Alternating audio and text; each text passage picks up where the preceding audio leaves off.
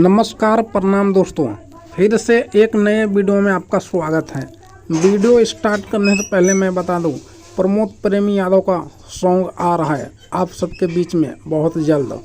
कब आएगा और किस चैनल पे आएगा इस वीडियो में मैं आपको क्लियर करने वाला हूं। आप लोग वीडियो को स्किप मत कीजिएगा, नहीं तो आप लोगों को पता नहीं चल पाएगा कि वीडियो कब आने वाला है। तो चलिए बात करते हैं प्रमोद प्रेमी यादव का। तो प्रमोद प्रेमी यादव का सॉन्ग आ रहा है मार्केट में बहुत जल्द। दशहरा के शुभ अवसर पर लेकर आ रहा है आप सबके बीच में न्यू सॉन्ग, बहुत जल्द आने वाला है। गाना का नाम होने वाला है दोस्तों भौजी हो चंदा दे दो।